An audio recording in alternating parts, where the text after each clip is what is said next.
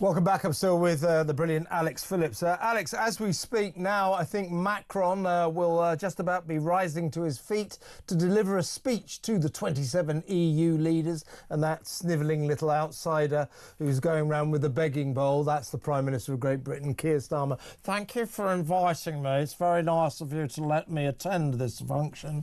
So Macron is delivering a speech, and in this speech he is saying, well, Keir Starmer, you being here among us, grovelling to us, proves that for Britain, Brexit has failed.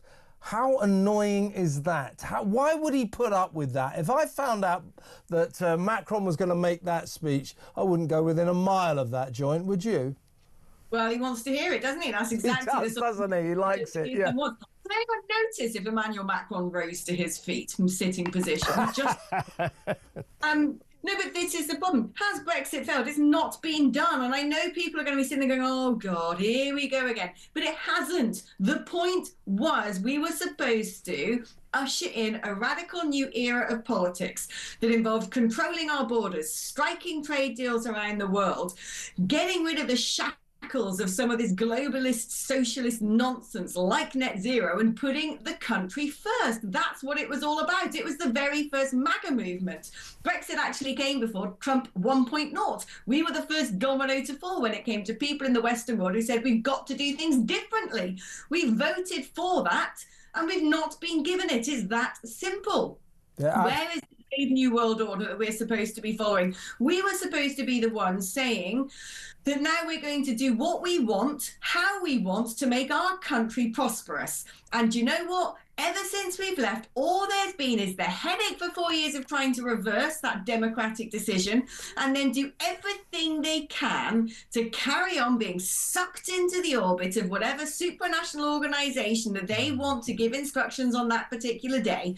And does Sir Keir Starmer want to hear that? You bet he does, like a junkie wants his next shot of heroin. That's exactly what he's there to hear. Very good analogy. And,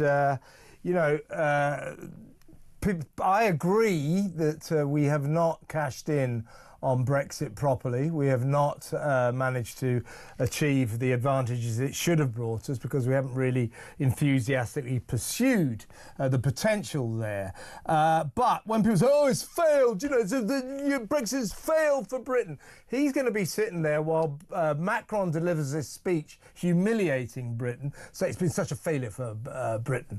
Well, being in the EU has hardly been a triumph for France, has hardly been a triumph for Germany, and frankly every single country in the EU has not done well since we left it. So the idea that it's been a disaster for us and brilliant for everyone who stayed in is just not true.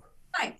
Where's Macron's popularity? These people are about to be the politicians of yesterday. They should be gone. I mean, Emmanuel Macron's doing all he can to try and stop Rassemblement in France, Marine Le Pen's party, from even standing in the next elections. His little snap election where he colluded to make sure there's a coalition of parties who all prevented them from getting seats. But look what's happened in Italy, Giorgia Meloni. Look what is going on in Germany, the rise of the AfD. Oh, yes, they're trying to use every little trick in the book to stop it from happening. If the EU was a success, if the politics of Macron's era and his little cozy cartel of globalists was a success, would these people be dying a political death? No, they would not. The jig is up. The game has changed. It is. You're right. Mega. It's tight. Europe great again. The people are demanding that at long last these elitists listen to us, that you do what we instructed you to do democratically. We've had enough of being told what to do by these virtue signalling globalists. We really, really have. Keir Starmer, sadly, does not appear to have received the memo. Now, a couple of things before we get to the old photographer issue, which is a real scandal if you ask me. You're a cat lady, aren't you? What did you think of the fact that Scotland is thinking of banning cats because they're bad for wildlife?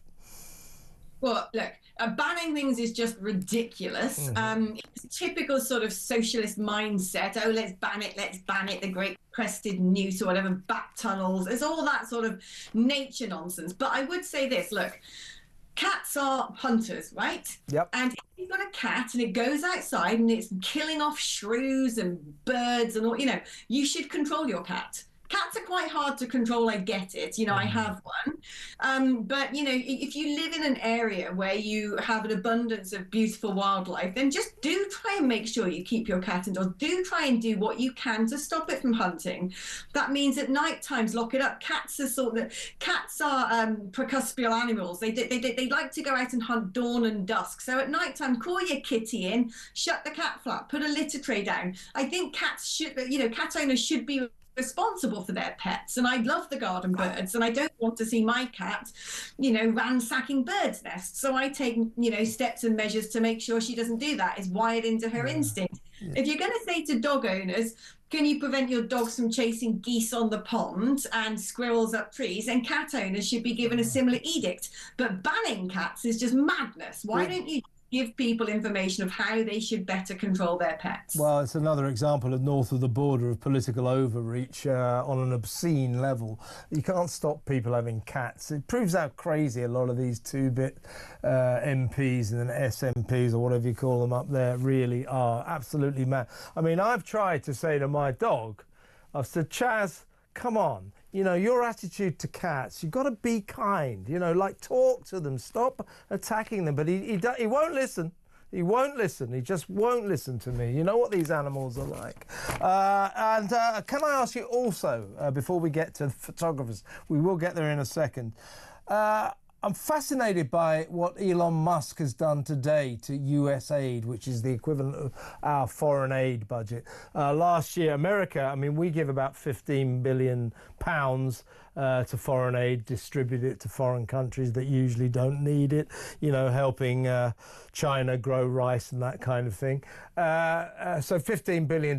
America's budget last year was round about $71 billion. So they do hand out a lot. Anyway, Elon Musk has walked into USAID and just said, well, we thought it would be an apple with a rotten worm in it.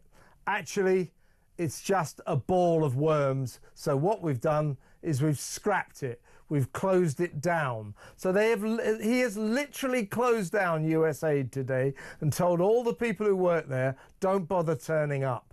This isn't with a view of stopping American international aid. Donald Trump has made that clear, to be fair. But it is with a view to bringing in efficiencies, to stop writing checks left, right and centre. We found out last week that Joe Biden sent $50 million worth of condoms to Gaza. It is to stop that kind of nonsense. So interesting times. Yeah, America invented one of the greatest policies, which was the Marshall Policy, which was about trade and about foreign direct investment, not about writing handouts. It was about making sure that when Europe rebuilt itself after 2 world wars, it had McDonald's in it and things that would enrich American business. That was the way they spread Americanism and capitalism and the free world and Western progressiveness around the world. And that was a good thing. But what we've done is taken that to a ridiculous degree, where now the international aid community is basically one big neo-church preaching a religion that is destructive to the West. These are the people taking millions of pounds worth of money, things like Care for Calais, the UN, who we learnt the other day that the British hostage kept in Gaza was kept in an UNRWA facility, the UN agency in Gaza. She was kept in their facility, and we're still writing checks for that agency. Why? Why is government money being siphoned off via these supranational organisations and ending up at Care for Calais, who put people in boats to illegally enter the country? The whole international aid community has become the definition of the metastasized material manifestation of the woke mind virus. Charity starts at home. Give money to the local hospice. Give money to helping the elderly. Give money to after-school clubs. When it comes to these other countries who are taking their checks, taking our checks, and doing what they want, and They're not allies to us. They're not trying to actually help us. They don't look at us as partners. They're just taking the free money because we're giving it to them. But do you know who are doing the equivalent of the Marshall Program? China. They're the ones building the roads. They're the ones building the rail networks. They're the ones getting strategic infrastructure footholds around the developing world because it suits them and it suits their geopolitical ambitions. They're using their brains and they're using their international power and levers of aid in the way that we once used it. Instead, we've just become the giant charity children in need check, and not only trying to dismantle morality in this country and to try and make us feel guilty about our past and our prominence and our power. At the same time, they're trying to spread nonsense over to countries that doesn't want it. Aid doesn't actually translate to enriching people. What would help countries like Kenya and Ghana and India is doing trade deals with them, treating them as equals, helping them economically. Yeah. I mean, it's incredible to me that these Labour cabinet ministers are so sort of tone deaf that they can't see the incoherence of them constantly complaining about not having any money. £22 billion black hole in the nation's finances. Oh, we're so cash strapped. And then we're already by tradition giving away 15 billion quid's worth of aid to foreign countries. Then they announce a further 11.6 billion pounds to help foreign countries with their green projects, and then 22 billion pounds to build something called carbon capture in Liverpool or something. They moan about, oh, we haven't got enough money, and then they give billions and billions of pounds abroad. So if they announce tomorrow we're stopping all foreign aid, let me tell you, it'll be a very popular policy. It's not because we're uncharitable, but you can't be giving away billions and billions and billions of pounds when you haven't got any money. It's irresponsible, to say the least.